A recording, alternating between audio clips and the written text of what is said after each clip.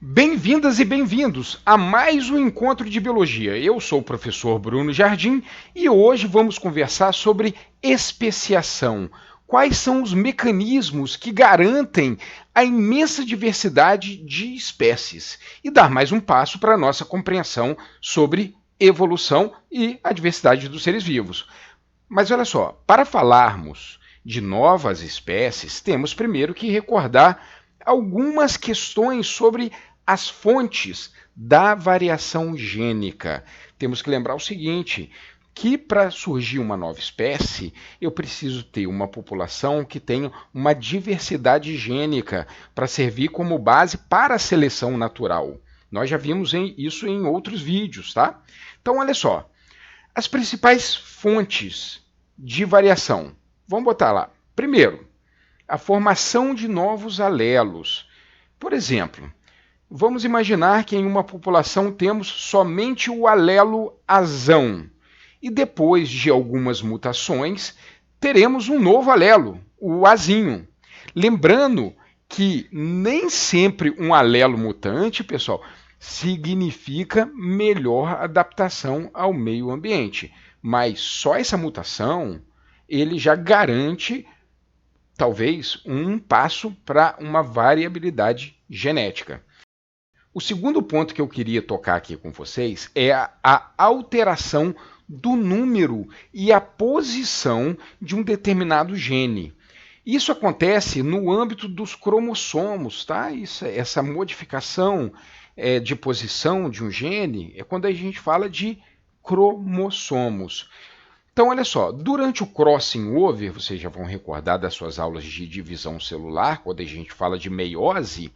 Então, durante esse crossing over, para a produção de um gameta, um gene pode ser translocado de um cromossomo para o outro, tá?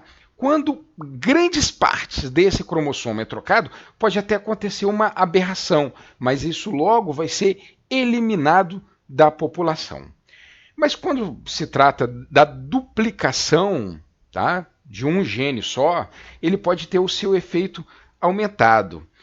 Por exemplo, nas linhagens mais antigas de mamífero, o gene para detectar odores eram somente um, tá? Eram poucos, talvez somente um mesmo. E que, quando foi duplicado diversas vezes na evolução, esse sentido de detecção de odor ficou mais apurado. Hoje, os seres humanos, os Homo sapiens, nós temos aproximadamente uns 350 genes para detecção de odor. Se você acha muito, né? Só para você ter uma noção. Os camundongos, eles têm aproximadamente 1000 genes de detecção de odor. Porque esse gene ele foi duplicado ao longo do tempo de evolução. Tá bom? Agora vamos partir para o terceiro ponto que eu queria trazer aqui para vocês é quando uma espécie ela tem uma reprodução mais rápida, como por exemplo vírus e bactérias. Esses indivíduos eles têm um ciclo de vida muito curto, tá? Então isso fica um pouco inviável para os mecanismos de reparação de DNA funcionarem perfeitamente. O que acontece? Essas mutações são passadas pelas gerações. Então, mutação, como eu falei no princípio, pode gerar o quê? Uma variabilidade genética. O quarto ponto que eu vou trazer aqui é um que provavelmente vocês já escutaram muitas vezes em outras aulas, a não ser evolução, que é a reprodução sexuada. Eu garanto para você que o seu professor de biologia ou de ciência já falou, olha, uma vantagem para a reprodução sexuada. Se levantava o dedo, falava assim, aumenta a variabilidade genética. Vai falar que você não fala isso em sala. Tomara que fale, né? Mas então, a reprodução sexuada, ela deve ocorrer uma meiose para formar os gametas. Essa meiose acontece um fenômeno que eu já mencionei aqui hoje, que é o crossing over. Esse crossing over ele é aleatório nos cromossomos dessa célula gamética, e também cada gameta ele vai ser aleatório para encontrar o seu outro gameta durante a fecundação. Então, por exemplo, para cada fecundação, você tem uma diversidade diferente de prole do que uma segunda fecundação, por exemplo. Então, isso também aumenta muito a variabilidade genética dessa população. Então, olha só, nós já vimos aqui quais são as fontes. Eu botei 4 fontes aqui para a gente entender, né, como que acontece essa especiação, né? Quais são os mecanismos que gera, vamos dizer, a base da especiação, que é a variabilidade genética.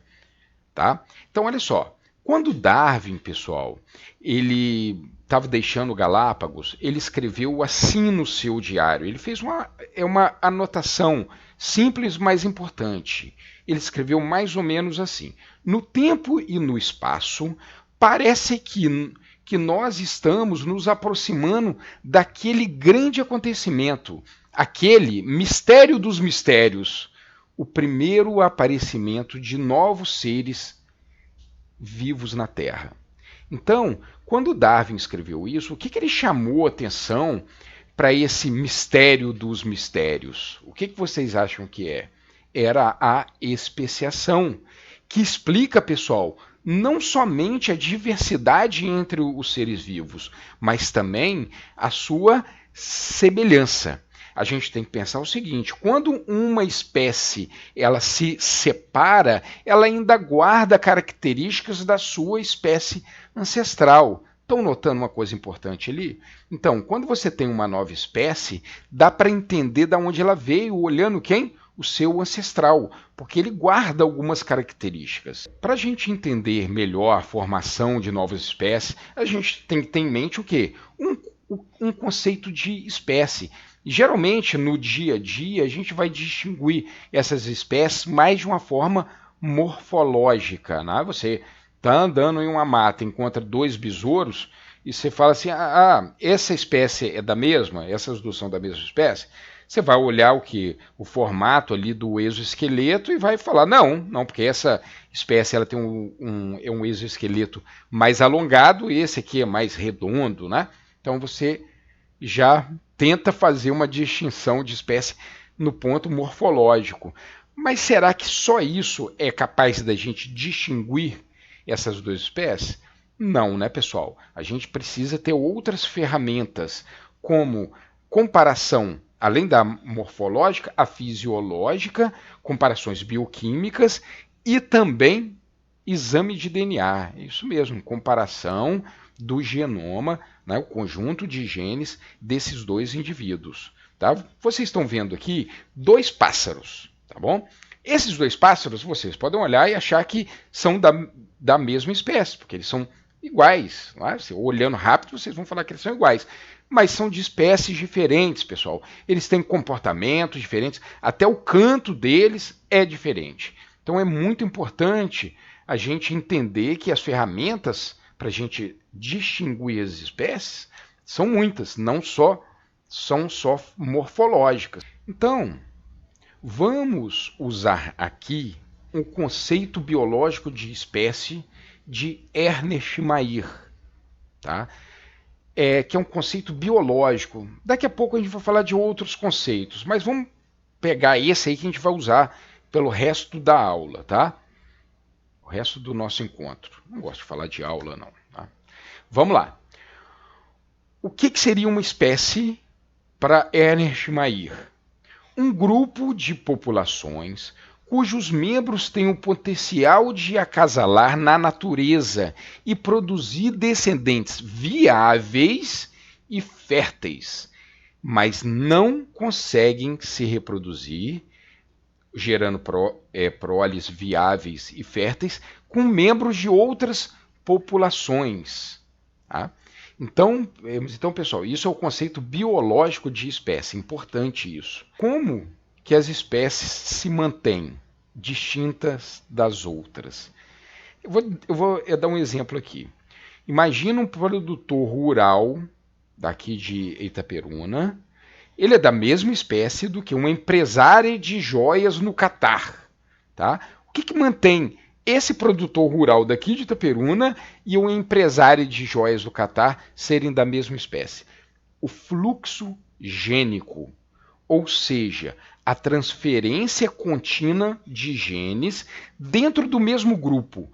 No caso aqui, é os seres humanos. Enquanto nós tivermos esse fluxo de genes entre a nossa população, nós não vamos ter uma especiação, ou mais provável, não ter essa especiação. É essa troca de genes, então, que mantém a nossa população geneticamente unida, tá? Então, se o fluxo gênico mantém essa espécie unida, o que nós poderíamos fazer para ter uma nova espécie? É eu cessar esse fluxo, né?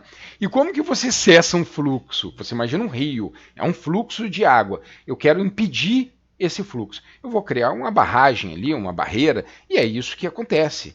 Eu vou demonstrar aqui dois tipos de barreiras: as pré-zigóticas, que evitam a fecundação, e as pós-zigóticas, que ele vai ocorrer depois da formação do zigoto. Tá? Eu coloquei aqui para vocês aqui em cima um esquema dividindo os tipos de barreiras. Tá? Então, vamos acompanhando, à medida que eu for falando, vocês vão olhando nos quadrinhos aqui em cima. Tá bom, pessoal? Não sei se é aqui mesmo que vai ficar, é isso mesmo. Então vamos lá. A gente pode ter, vamos começar a falar da pré-zigótica, tá? A gente pode ter um isolamento de habitat. Vamos dizer, espécies que ocupam habitats diferentes e nunca se encontraram por estarem isolados. Por exemplo, uma cadeia montanhosa, um rio que apareceu ali, um lago que se formou, tá? Por exemplo, esses dois tipos de serpente que vocês estão vendo aqui, eles são do mesmo gênero, mas o habitat dela é aquático, né, predominantemente ela fica dentro d'água, e a outra é exclusivamente terrestre. Então elas não vão se encontrar. Um outro mecanismo de barreira que nós vamos ver aqui é o isolamento temporal. São espécies que possuem épocas de acasalamento diferentes. Estou dando exemplo aqui de dois tipos de gambás. Uns se reproduzem no final do verão e outro no final do inverno. Então, essas diferenças de tempo impedem que esses indivíduos se encontrem e se acasalem. Essas diferenças de tempo, pessoal, ela pode ser dias, meses, anos ou estações, como é o caso dos gambás que eu acabei de falar aqui. Outro tipo de barreira é o isolamento comportamental. Tá? Os rituais de acasalamento são importantíssimos para que ocorra a fertilização. Tá? E podem funcionar como uma barreira para a reprodução. Um exemplo que eu estou trazendo aqui para vocês são de atobás de pés azuis. Tá? Então eles se reproduzem de uma forma muito típica e muito rigoroso para essa espécie. Qualquer modificação que o macho faça, a fêmea já não quer mais nada com ele. Nessa espécie, por exemplo, o macho ele tem que levantar o pé. Então, seria um tipo de ritual diferente, né? Levantar o pé. Eu fico imaginando assim, para acasalar tem que levantar o pé. Então é por aí mesmo, né? Agora, olha só. Vamos dizer que não existam essas barreiras que eu comentei e que os indivíduos eles queiram acasalar. Eles se encontram, estão no mesmo habitat, o mesmo tempo, o mesmo ritual e querem se acasalar. Um olha para o outro, agora é a nossa vez. Talvez não consigam, tá? Por outro tipo de barreira, uma barreira mecânica. Quando as diferenças morfológicas entre esses indivíduos não permitem o acasalamento. O exemplo que eu estou trazendo aqui são dois tipos de caracóis que até tentam se acasalar, só que olha que impressionante. Olha essa foto aqui e percebam como que é o espiral desses caracóis. Eles são de direções diferentes. É isso mesmo, direções diferentes. Com isso, o órgão copulador também fica em locais diferentes. Eles até tentam, mas não conseguem, tá, pessoal? Agora vamos para outro cenário, tá? Eles conseguem acasalar, tá? Eles conseguem acasalar. Só que pode ter outra barreira, o gamético, tá? Que impede a fertilização também. Talvez o espermatozoide desse macho ele encontre uma barreira no trato reprodutor da fêmea, tá? o que vai inviabilizar aquele espermatozoide. O próximo cenário que eu vou mostrar aqui ocorre quando ocorre o acasalamento e a fecundação. Então se formou um zigoto, tá? Só que agora nós temos barreiras o quê? Pós-zigóticas, depois da formação do zigoto, tá? Esse zigoto ele é chamado de híbrido, tá? E ele pode ter uma viabilidade muito baixa. Viabilidade é ele ser fraco, é isso mesmo, ele ser fraco, ele não ser tão, ele não ter força para viver naquele ambiente. Como é o caso dessa salamandra que eu estou mostrando aqui para vocês.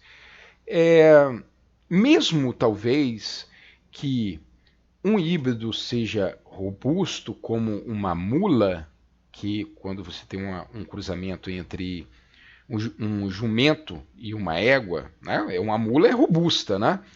Ele vai ter outra condição, que vai ter uma baixa fertilidade. Ele pode ser estéril. Olha que eu falei, pode ser estéril. Às vezes eu escuto falar que mula é estéril. Nem todas, tá? Ele só tem uma fecundidade uma fertilidade muito baixa, tá? E também a gente tem outro tipo que a gente fala que é o colapso do híbrido, quando você tem duas espécies que se cruzam, tá? Então acontece o cruzamento, nasce ali um indivíduo robusto e fértil. Olha só que maravilha. Pois é, mas é só na primeira geração. As demais, a viabilidade e a fertilidade cai muito. É por isso que o nome é o colapso do híbrido. Eu gostei do nome, né? Esse nome é legal, né? Dá até o nome de filme, né? Qual filme que nós vamos ver hoje? O colapso do híbrido. Mas olha só, pessoal. A especiação pode ocorrer com ou sem barreiras geográficas. A gente está falando aqui de barreiras, né? Mas também pode ocorrer sem. Quando a gente se refere a um processo de especiação em que as barreiras geográficas elas interrompem esse fluxo gênico, a gente dá o nome dessa especiação de alopátrica. Alo, diferente. Pátrico vem de país. Né? Então, por exemplo, quando o nível de um lago abaixa e temos dois lagos menores, ou como Darwin presenciou lá em Galápagos, aquelas várias ilhas pertencentes ao arquipélago e diversos tipos diferentes de indivíduos, nós tínhamos ali o quê? Uma especiação do tipo alopátrica.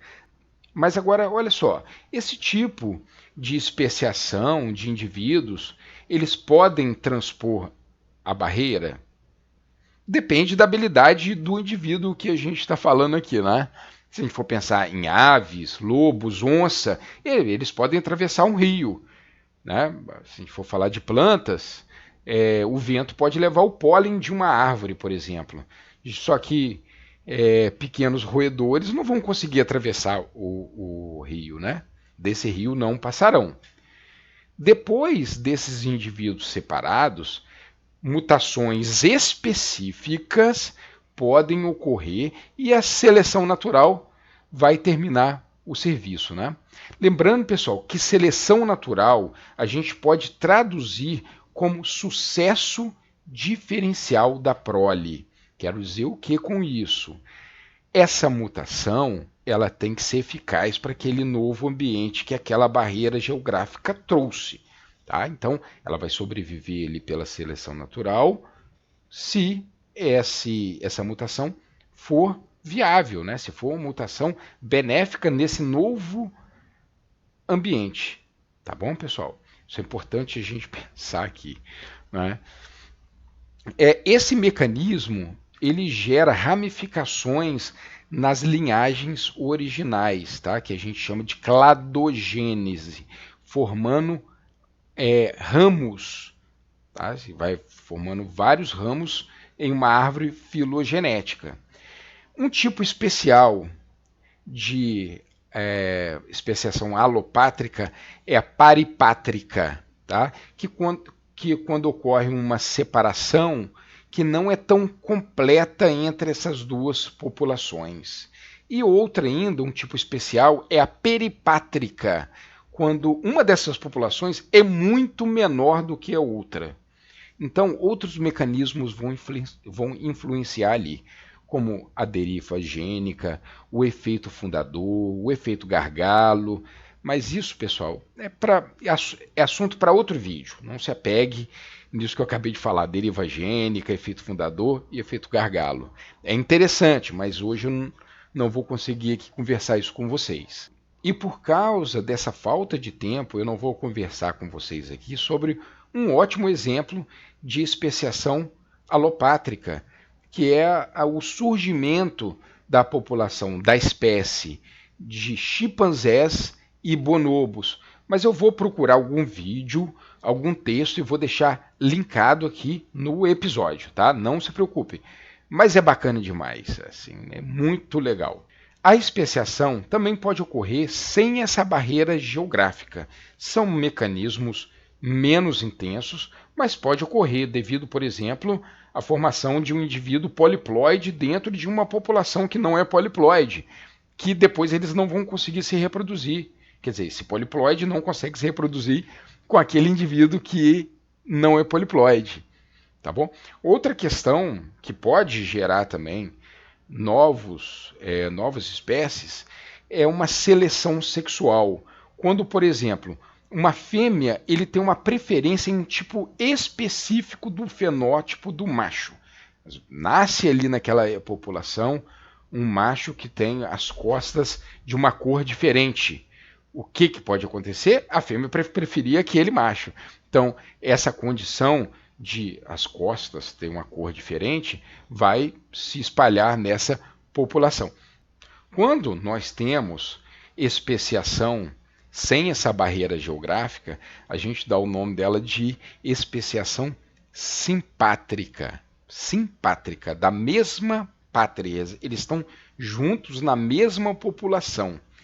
Outro caso interessante de especiação por simpátrica é quando alguns membros do grupo original ele vai procurar recurso alimentar, por exemplo, em talvez lugares onde essa população parental não iria. Então ali eu já estou conquistando um novo habitat.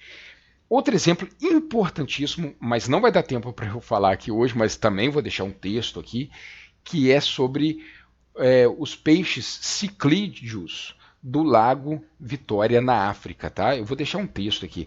É um dos melhores exemplos que eu conheço. Inclusive, eu me lembro muito desse exemplo do meu professor na faculdade, chamado Carlos Ruiz, meu professor de zoologia.